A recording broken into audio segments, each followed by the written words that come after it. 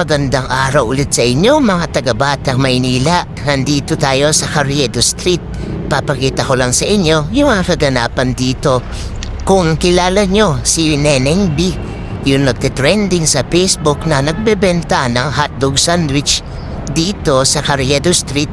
Dito po natin sila matatagpuan yung mga nagtitrending na pagkain.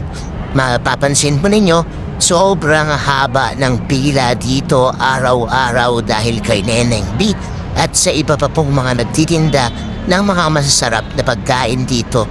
Carriedo Street mga kabatang Maynila.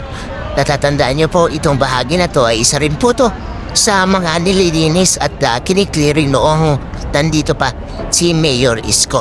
So sabi nila handa na raw sila. So kung hindi tayo nagkakamali, mga July 1 or July 1 pa makakaupo si Mayor Isko sa City Hall. So handa na raw sila at ready na sila dahil sigurado nga pag-upo ni Mayor Isko ay ililinis ulit or i-clear ulit itong bahagi na ito ng Carriedo Street katulad ng dati. Yan, so mga taga-Batang Maynila. So dami po talagang namamasyal dito kasi dito malapit na rin yung Quiapo Church. Isang diretsyo mo lang po dito ay Quiapo Church na. Kaya yung mga namamasyal po rito ay sadyang napakarami po talaga. Mga namimili, mga nagpo-food trip at kung ano-ano po ang ginagawa rito.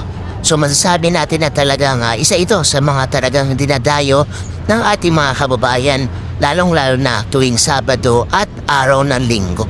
So dito po talaga yung puntahan ng iba. Dito yung pasyalan ng iba kasi nga mas mura yung mga bilihin dito at talagang sulit yung mga bibili mo po dito. Iba't ibang klase ng mga pagkain yung mabibili mo rito na yung iba sa probinsya mo lang makikita pero dito sa part na to ng Carriedo ng Quiapo ay makikita mo po talaga lahat ng mga klase ng pagkain at mga paninda.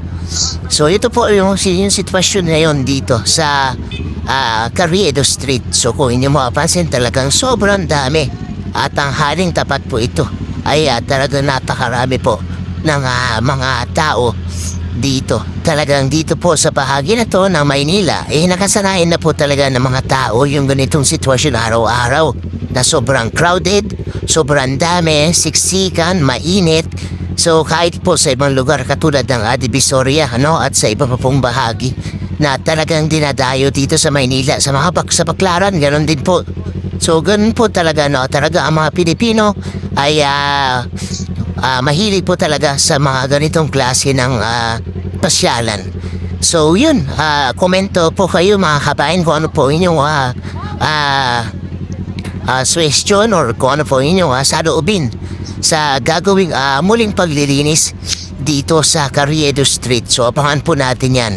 So yan, so sana maging maayos po at alam naman natin na ito ay ginagawa ni Yorme para sa kayusan at ng mga taga Maynila. Yun lang po at mga kabayan, maraming salamat.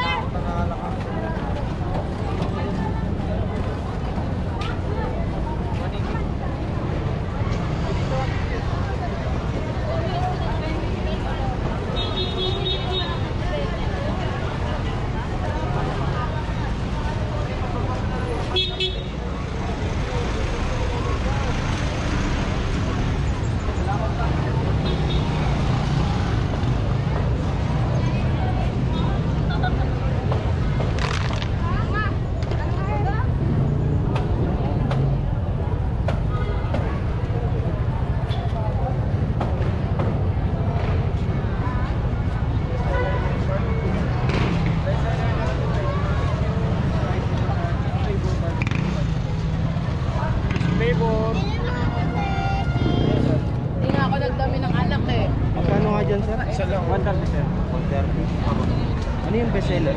Barbecue, tsaka spicy barbecue, tsaka cheese. Pwede patikim. May ready Ay, sige po. may laking cheese, no? Ano?